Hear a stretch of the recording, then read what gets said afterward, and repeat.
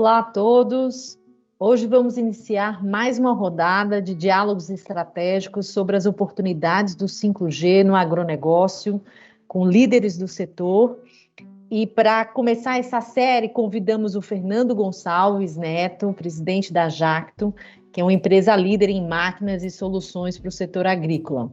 Para participar dessa conversa, temos aqui conosco também o Márcio Canamaro, sócio líder de tecnologia, mídia e telecomunicações da KPMG no Brasil. Eu sou a Giovana Araújo, sócia líder do agronegócio na KPMG do Brasil. Fernando, seja bem-vindo. Muito obrigado, Giovana, Márcio. A honra para mim estar aqui com vocês nesse bate-papo. Espero poder contribuir e poder aprender com vocês. Estou à disposição. Muito obrigado. Vamos lá. Fernando, o campo conectado ainda é um dos principais desafios para uma maior adoção da agricultura digital no Brasil. Né? Pesquisa conduzida pela Embrapa entre pequenos e médios produtores no país aponta que a falta de conexão rural está entre as maiores dificuldades apontadas pelos produtores rurais para a adoção de tecnologia, juntamente com o valor do investimento das soluções. Além disso, a falta de conhecimento das tecnologias apropriadas. Qual a sua visão sobre as perspectivas de fechamento desse gap de conectividade no campo?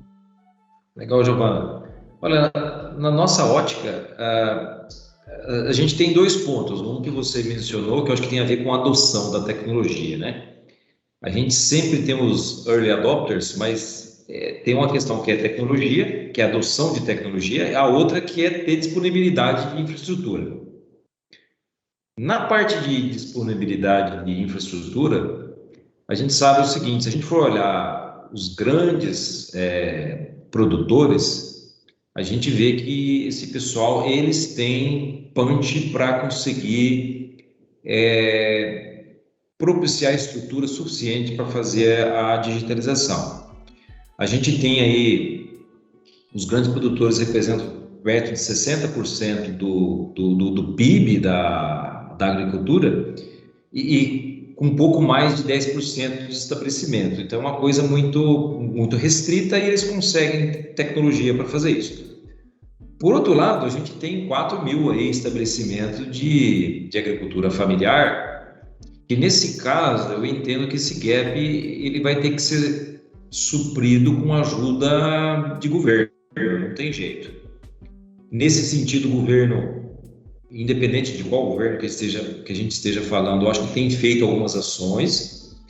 A gente tem o FUST, né, que é o Fundo de Universalização do Serviço aí dessa área, e basicamente todos os serviços que a gente tem nessa área tem 1% aí que contribui para o FUST. E nós tivemos, inclusive, agora, há poucos dias, a aprovação da medida provisória no Congresso, que regulamenta isso. E o pessoal vai poder usar até 0,5% para trabalhar essa universalização. Por que eu estou dizendo isso? Quando você fala para essas empresas, como as grandes empresas de telefonia, que elas podem usar um pouco desse dinheiro para fazer a universalização, com certeza essas empresas vão estar achando aí pacotes para atender também o pequeno agricultor. Então eu acho que é uma questão aí de tempo. Fazendo um exercício de futurologia, que eu vou me permitir fazer um chute, vamos dizer assim, eu acho que em 2 anos os grandes produtores vai ter uma adoção muito rápida, porque a pandemia ela propiciou isso. Ela trouxe a digitalização para a mesa, para o café da manhã ela trouxe. Mas eu acho que aí as agriculturas familiares vai levar uns 5 anos, porque tem toda uma rede de infraestrutura a ser feita, de cobertura. A Exalc tinha feito um estudo aí junto com o MAPA, precisando algo de 15.000 antenas, algo do tipo, para a gente ter 95% de cobertura. E isso, vamos dizer, leva tempo, né? Leva tempo e precisa de bastante dinheiro. Então, resumidamente, eu acho que taxa de adoção de tecnologia e disponibilidade de infraestrutura. A adoção ela vai ser puxada pelos grandes produtores, ao meu ver, porque eles sempre são aí, tem capital, pode testar coisas, ver o que vai acontecer, e aí depois os demais seguem, até porque os demais não têm infraestrutura. Essa é a minha ótica, mais ou menos. Fernando, muito bom esse ponto de vista. A gente, para vencer a barreira de prover infraestrutura básica para habilitar a agricultura digital no país, nós sabemos que será necessária a combinação de investimentos privados e o desenvolvimento de políticas públicas para poder, através desse binômio, alavancar a agricultura digital. Do ponto de vista da iniciativa pública, nós sabemos que existem alguns movimentos interministeriais aí entre o MAPA e o MICOM, que estão estruturando estratégias e ações para ampliar essa conectividade do campo. Dentre as iniciativas privadas, nós sabemos que a Jacto tem um protagonismo com destaque muito especial junto ao Conectar Agro. Fala um pouco para a gente das iniciativas do Conectar Agro e dos principais aprendizados dessa sua implementação nesse projeto, aí, nesse programa do Conectar Agro, por favor. Legal, Márcio. O Conectar Agro, acho que foi uma iniciativa fantástica, porque acho que tem 2 pontos principais que ele trouxe. Um deles é num ambiente em que ninguém sabia como começar, ele trouxe o seguinte, um pacote de coisas que permitiria ter uma solução para o agricultor. Porque até então tinha uma dificuldade muito grande de saber como que eu começo, o que eu faço primeiro, se eu tenho sinal de internet, como é que eu ligo as máquinas, como é que eu faço comércio, como é que eu faço um monte de coisa que os agricultores não sabiam. Então, o Conectar Agro trouxe isso. E um outro ponto importante também, que eu acho que o Conectar Agro, ele norteou o lado tecnológico. Porque até então a gente tinha algumas tecnologias, por exemplo, tinha algumas empresas que estavam usando 200 MHz, por exemplo, uma outra faixa de frequência, que de repente nosso celular não ia funcionar. Quando veio o Conectar Agro, ele trouxe para um ambiente que dá para popularizar e ter uma sustentabilidade ao longo do tempo. Então, por exemplo, não adianta eu fazer uma conexão numa fazenda, numa grande fazenda, que eu tenho que ter um chip de celular diferente que não serve para usar na cidade. São coisas básicas, mas que eu acho que o Conectar Agro ele trouxe isso, principalmente porque ele veio dentro da faixa de frequência de 700 MHz que eu posso usar, cada um de nós pode usar o seu celular. Agora você imagina, um grande produtor aí de 100 mil hectares, ter uma estrutura local dentro da fazenda, tá tudo certo para eles. Mas, poxa vida, esse pessoal eles podem ter um tipo de celular diferente dentro da fazenda. Mas como é que eu vou fazer isso com uma operação de 200 hectares depois, que ele não pode usar o celular dele que ele usa para ligar para a farmácia? Não tem jeito, tem que ser o mesmo. Então, eu acho que o Conectar Agro, ele norteou o lado tecnológico e que permitiu, por exemplo, houve o lançamento lá da primeira antena 5G, sem a participação do Conectar Agro, não dava para fazer, porque você tem que juntar vários entes, né? Está sendo um papel muito importante do Conectar Agro. Ele abriu, como diz aí na área rural, né? Abriu muita picada para agora vários outros entrantes estarem contribuindo aí nesse ecossistema. Excelente, Fernando. Muito obrigado. Fernando, muito bom. E aí, quer dizer, trazendo aí uma outra constatação, né, que a pesquisa da Embrapa faz sobre a digitalização no campo, né, e dividindo com vocês, que é a baixa utilização de tecnologias digitais por produtores no Brasil, né? O foco da pesquisa são os pequenos e médios, mas isso nos dá um pouco uma dimensão do desafio. Então, por exemplo, apenas 22% dos pequenos e médios produtores, eles usam aplicativos ou programas de gestão de propriedade. Apenas 20% usam GPS, né? 17,5% apenas imagens de satélite, avião ou drone, 16%, né, sensores instalados no campo. Então, a percepção que fica é que existe muito valor a ser destravado com as tecnologias digitais no campo, que reforça a importância aí da conectividade, né?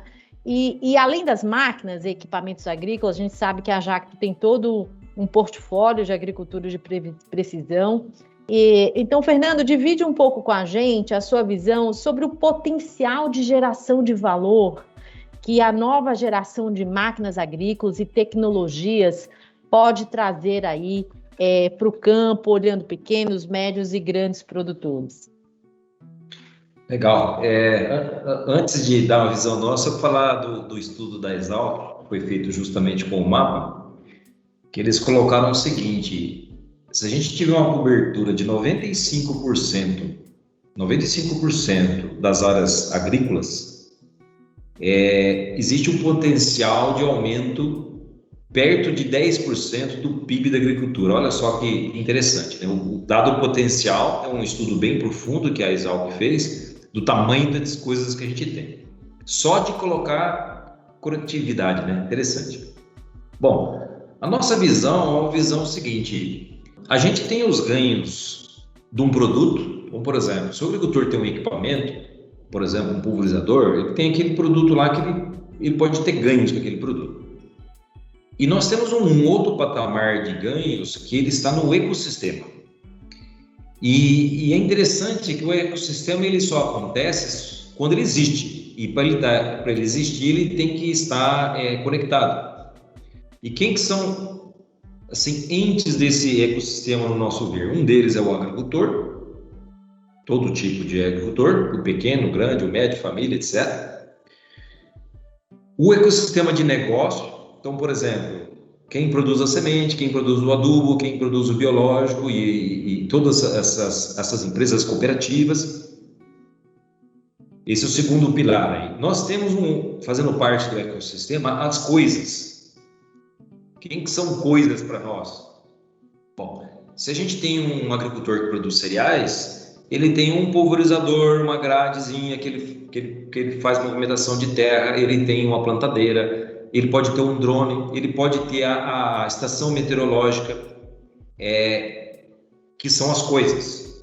E por fim, nesse ecossistema, a gente tem os sistemas. Então, a gente tem os sistemas da Jacto, o sistema da John Deere, Solifitec, diversos outros aí players no mercado. Nós acreditamos que só vai ter o ganho se essas coisas estão interligadas. Porque se elas não estiverem interligadas e fazendo parte do mesmo, justamente do ecossistema, nós não vamos ter o ecossistema e, portanto, o agricultor ele não vai conseguir fazer isso. Nesse sentido, a gente aí acaba de lançar um ecossistema digital, um sistema que vai permitir um ecossistema digital que está permitindo as pessoas verem no mesmo aplicação todas as cores de máquinas, equipamento e software. E quando eu falo ecossistema, nossa visão é o seguinte: por exemplo, um MRP. Se o agricultor ele precisa ter o direito de escolha dele. E é uma dificuldade hoje da digitalização. Porque vamos imaginar, ele pode ter o MRP 1 para fazer alguma coisa, uma estação meteorológica 2, ele vai ter várias cores de equipamento dentro da fazenda dele. E ele tem que juntar tudo isso e ele tem que enxergar isso. Então, eu acho que nós só vamos conseguir trazer para o agricultor um real valor se a gente estiver com esse ecossistema aberto e funcional. Isso significa a gente ter uma flexibilidade muito grande, porque esse ecossistema são de entes concorrentes, muitas vezes, empresas concorrentes. Por exemplo, a hora que a gente está plantando um cereal, eu plantei num momento, numa temperatura, numa profundidade, numa velocidade, num instante de plantio. Isso por si só ele dá uma visão de plantio muito importante que você pode enxergar ganhos aí de produtividade. Poxa vida, mas de repente, se eu souber todas as informações online, inclusive saber a temperatura ambiente e incidência de chuva, de repente o produtor de semente pode garantir uma produtividade maior para o agricultor. De repente, a empresa de seguro pode reduzir o seguro dela, porque sabe que o agricultor fez em determinadas condições que ele pode reduzir o seguro. Então, nós acreditamos que o potencial de alavancagem dessa digitalização, ele mora no ecossistema. E não dá para ter o meu ecossistema. O ecossistema é uma coisa que ele é aberta, não tem jeito, por definição. Porque se for meu, não é um ecossistema, seria da Jato, né? Uma solução da Jato. Então, eu acho que o nosso grande desafio para o futuro é a gente promover esses links, essas sinapses dos ecossistemas se juntarem. Esse eu acho que é o nosso grande desafio aí para frente.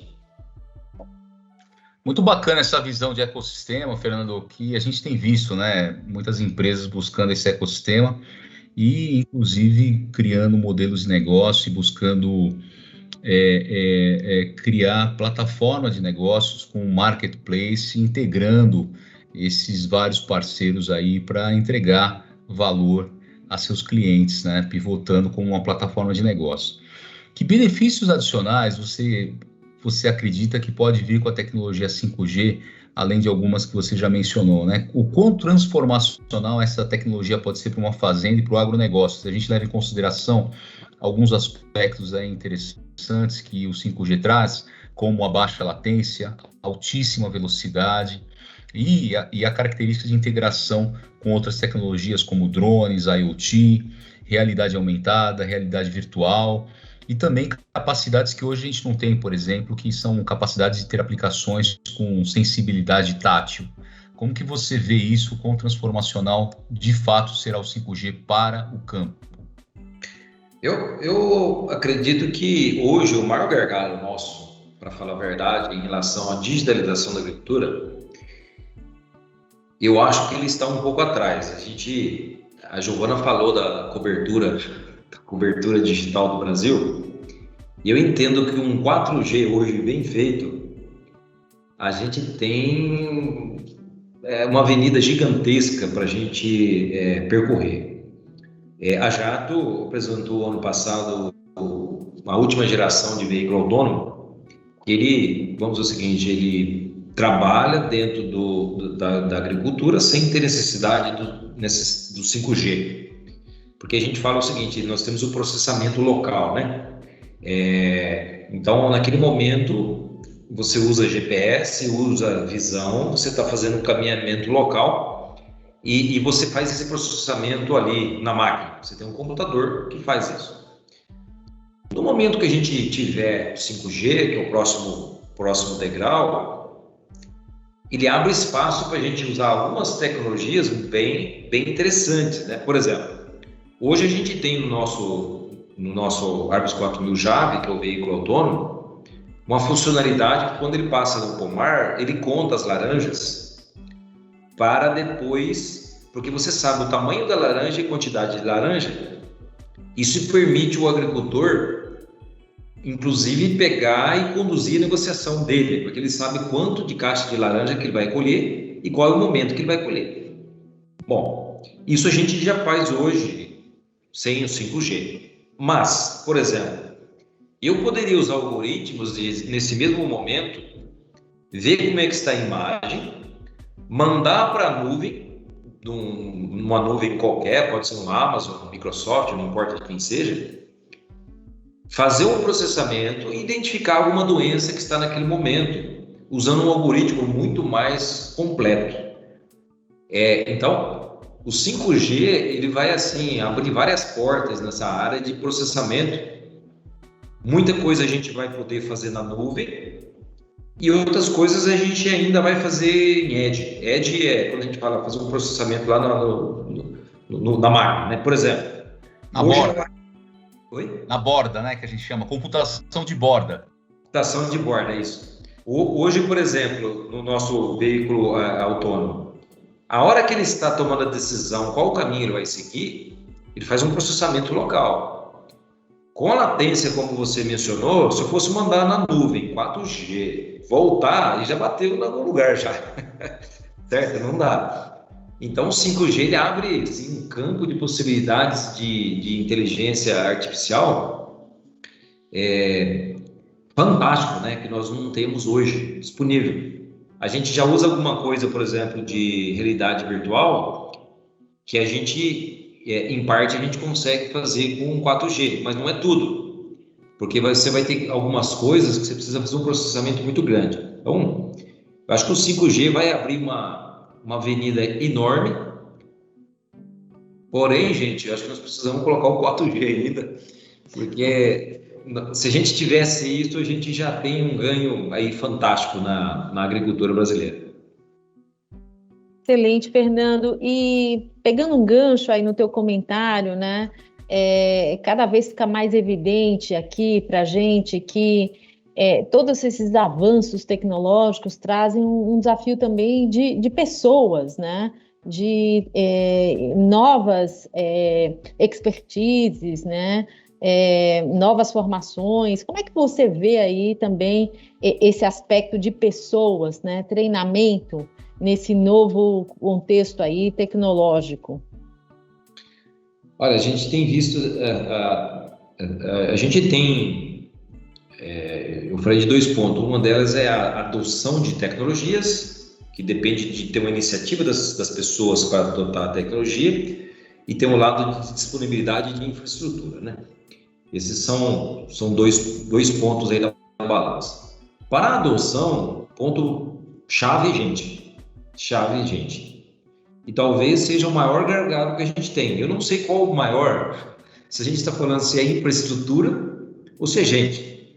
Mas para os grandes agricultores, hoje já é possível, qualquer lugar do país, você ter conexão. Qualquer lugar. A gente já pode fazer isso hoje com custos razoáveis. Só que aí bate no assunto gente. E é interessante que a gente fala de gente no Brasil inteiro, no mundo inteiro. Ter mão de obra capacitada é extremamente importante.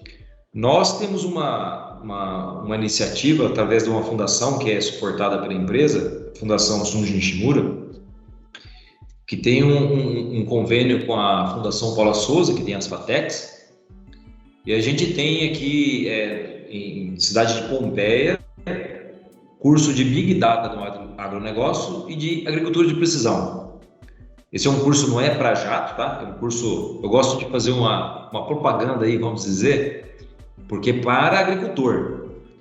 Nós temos, por exemplo, eu vou citar um nome aqui, um agricultor que chama Cornélio Sanders, lá do Piauí. Ele mantém 5 pessoas em média, ele paga com o pessoal presta vestibular, vem para São Paulo, fica numa república e faz o curso superior de agricultura de precisão, de Big Data do agronegócio. Esse pessoal termina o curso, faz a formatura, seu Cornélio vem aqui na formatura, aí esse pessoal volta para lá. Num caso desse, esse é vamos dizer, é o cenário ideal que a gente precisaria ter em todos os estados do Brasil. Aí você tem gente que está lá, que conhece mais de 100 tipos de fornecedor de agricultura de precisão, sabe mexer no mapa, sabe fazer interpolação do mapa e sabe fazer agricultura de precisão e fazer toda essa digitalização. Então, esse seria o ideal que a gente precisaria em termos de país. A gente precisaria multiplicar as iniciativas da Fundação Sunji Nishimura e da FATEC para mais áreas do país. Porque sem gente, nós não vamos para lugar nenhum. E acho que hoje esse é o nosso gargalo. Acho que em todas as indústrias, né? Mas a área rural é mais difícil. E sem gente não tem como a gente andar. Mas eu estou fazendo aí a propaganda, tá, da FATEC, porque não é para a empresa. Inclusive, só para falar para vocês, é um ambiente que, por exemplo, a John Deere é concorrente nosso, eles têm equipamentos lá, para os alunos aprenderem a mexer no equipamento da John Deere. A New Holland também tem equipamentos, Solinfitec, SS Tools e mais centenas de empresas. Então, precisamos construir gente. O nosso fundador, ele falava o seguinte, mais que café, é preciso cultivar pessoas. E eu acho que esse é o nosso desafio. Excelente. Excelente. Muito bom, Fernando. Então, você já mencionou aí uma série de iniciativas da Jacto nesse contexto aí de ampliação, né, ou aceleração da conectividade no campo, né, algumas ligadas à visão de ecossistema e agora a visão de pessoas, muito bom. Que outras, né, iniciativas, né, ou como a Jacto está se preparando para esse contexto que se desenha, né, de ampliação, né, de conectividade no campo, né? Olha, a gente tem visto assim, uma dificuldade grande que o agricultor tem, é que ele tem uma operação dele, ele não pode, ele usa uma palavra um pouco pesada, normalmente o agricultor fala, olha, eu não quero ficar refém de ninguém, certo? Inclusive falando de maquinários, né, um tema muito importante na agricultura. Só que ele tem lá várias cores, várias tecnologias, tudo diferente uma coisa da outra. O que a gente tem feito e que a gente acabou de lançar aí, que é uma área de serviços, que é a Jacto Next, que é justamente para chegar para o agricultor e oferecer um pacote para ele. Dado que ele quer o cor B, dado que ele quer a operadora de celular A ou B, a gente fornece a mão de obra e o trabalho de chegar lá e falar, olha, está tudo funcionando, nós fazemos as conexões, damos treinamento com as escolhas que ele fez e a gente propicia a agricultura 4.0 para ele. Então esse é um trabalho grande que nós estamos fazendo. A gente, antes de lançar essa área de serviço, a gente trabalhou isso em diversos lugares, e a gente está muito, muito contente com o feedback dos agricultores. Eu acho que esse modo de ver que é um ecossistema, que para isso a gente precisa, todo mundo tem que se falar, e eu acho que tem nos dado assim, um ponto muito relevante de competitividade. E um outro ponto que é a filosofia da empresa, que a filosofia da empresa a Jacto, ela está com 73 anos, é uma empresa familiar, nós estamos querendo chegar nos 100 anos, e um ponto relevante da Jacto é de oferecer confiança. O pessoal sabe que daqui a 10 anos nós vamos estar firmes, dando suporte para eles. Porque hoje, uma coisa muito boa é que a gente tem tem muita gente querendo fazer um monte de coisa, e isso é bom, né? Porque aumenta a concorrência. Mas um ponto que o agricultor precisa é ter confiança que aquilo vai funcionar e que daqui 1 ano, 2 anos, que a gente está dando manutenção. Imagina, eu vou lá, conecto uma máquina, a máquina tem 1 milhão, 2 milhões. Aí depois, daqui 6 meses, de repente ele, sei lá, bate a máquina na cerca e não está funcionando mais. A gente precisa dar suporte integral para ele.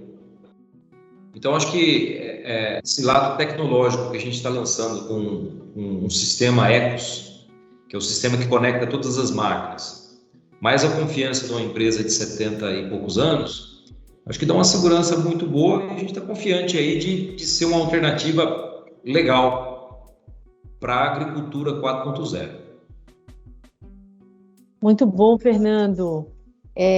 Infelizmente, estamos nos aproximando do encerramento da nossa conversa de hoje. Eu queria agradecer mais uma vez você por participar dessa série de diálogos estratégicos sobre as oportunidades do 5G no agronegócio. E obrigada a todos por participarem aqui conosco. Até breve. Muito obrigado e parabéns aí pela KPMG, pela iniciativa. Isso aí faz a diferença para agora e para o futuro, né? Grande abraço para todo mundo. Obrigado, Márcio, Giovana, muito obrigado. Estamos à disposição. Obrigado, Fernando. Foi um prazer tê-lo aqui conosco. Muito Parabéns obrigado. pelo trabalho na Jacto. Um abraço. Obrigado.